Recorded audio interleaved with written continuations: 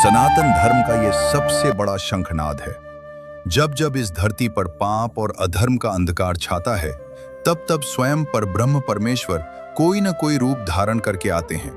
और जब दुनिया को धर्म, प्रेम और ज्ञान की सबसे बड़ी सीख देनी थी, तब जन्म हुआ हिंदू धर्म के सबसे आकर्षक, सबसे रहस्यमयी और सबसे पूर्ण अवतार का श्री कृष्ण।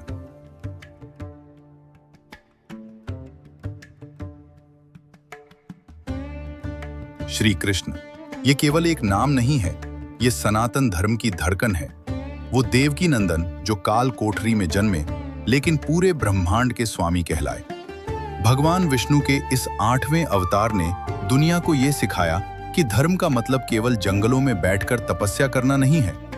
धर्म का असली मतलब है समाज के बीच रहकर अन्याय से लड़ना और जीवन के सबसे कठिन समय में भी चेहरे पर एक मीठी मुस्कान बनाए रखना। आज हम परब्रह्म के उस रूप की बात करेंगे जिसने बड़े बड़े देवताओं और ज्ञानियों को भी मोह लिया। आइए जानते हैं भगवान श्री कृष्ण की वो बाल लीलाएं जिनमें छिपा है सनातन धर्म का सबसे बड़ा दर्शन। द्वापर युग। मथुरा पर पापी कंस का अत्याचार चरम पर था। तब भाद्रपद महीने की अष्टमी तिथि की आधी रात को घोर अंधकार और भयंकर तूफान के बीच जेल की बेड़ियों को तोड़ते हुए भगवान का प्राकट्य हुआ। पिता वासुदेव जी नन्हे कान्हा को टोकरी में रखकर उफनती यमुना नदी को पार कर गोकुल ले गए। उफनती नदी में स्वयं शेष नाग ने छाता बनकर भगवान की रक्षा की। ये दृश्य ही सनातन धर्म की उस शक्ति को दर्शाता है कि चाहे विपत्ति कितनी भी बड़ी क्यों न हो, ईश्वर हमेशा अपने भक्तों की रक्षा करते हैं। गोकुल में माता यशोदा के आंगन में कान्हा की किलकारियां गूंजने लगीं। लेकिन पापी कंस ने उन्हें मारने के लिए पूतना नामक एक भयानक राक्षसी को भेजा। पूतना ने अपने स्तनों पर विष लगाकर नन्हे कृष्ण को दूध पिलाना चाहा। लेकिन जो इस पूरी सृष्टि का पालनहार है, उसे कौन मार सकता है। 6 दिन के नन्हे कृष्ण ने दूध के साथ पूतना के प्राण भी पी लिए। यही नहीं, जब एक दिन मैया यशोदा ने मिट्टी खाने पर कान्हा का मुंह खुलवाया तो मैया के होश उड़ गए। उस छोटे से मुंह में मैया को पूरा ब्रह्मांड, सूर्य, चंद्रमा और तारे नजर आ गए। वो कोई साधारण बालक नहीं, स्वयं ब्रह्मांड के रचयिता थे। श्री कृष्ण को हम माखन चोर भी कहते हैं। लेकिन क्या भगवान को चोरी करने की जरूरत है? बिल्कुल नहीं। कृष्ण माखन इसलिए चुराते थे ताकि वो अहंकार रूपी मटकी को फोड़कर अपने भक्तों के हृदय का शुद्ध प्रेम ग्रहण कर सकें। जैसे जैसे कृष्ण बड़े हुए, उनकी लीलाएं भी बड़ी होती गईं। यमुना नदी में कालिया नाग ने अपना आतंक फैला रखा था, जिससे नदी का पानी जहरीला हो गया था। समाज और पर्यावरण की रक्षा के लिए बाल कृष्ण ने यमुना में छलांग लगा दी।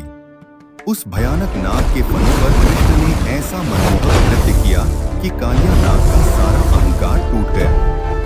यह सनातन धर्म का वह संदेश था कि प्रकृति और समाज की रक्षा करना हर मनुष्य का परम कर्तव्य है। और फिर आई गोवर्धन लीला।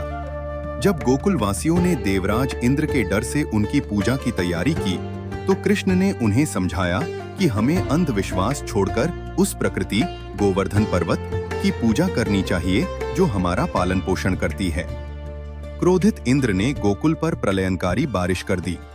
तब मात्र 7 साल के कन्हैया ने अपने बाएं हाथ की सबसे छोटी उंगली पर विशाल गोवर्धन पर्वत को उठा लिया।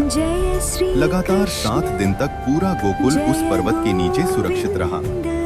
अंततः देवराज इंद्र का अहंकार टूट गया और उन्हें भगवान कृष्ण के चरणों में गिरना पड़ा।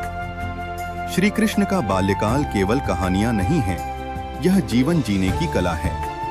उन्होंने बचपन में ही बता दिया था कि सनातन धर्म न तो किसी से डरता है और न ही अंधविश्वास को मानता है। धर्म वो है जो समाज को जोड़े, प्रेम सिखाए और अन्याय के खिलाफ डटकर खड़ा होना सिखाए। यह तो सिर्फ कृष्ण के बचपन की झलक थी। कैसे ये नन्हा बालक मथुरा जाकर कंस का वध करेगा और महाभारत के धर्मयुद्ध में पूरी दुनिया को भगवद गीता का परम ज्ञान देगा, यह हम इस वीडियो के अगले भाग में जानेंगे।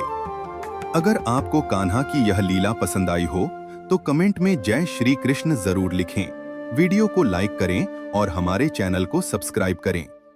मिलते हैं अगले भाग में।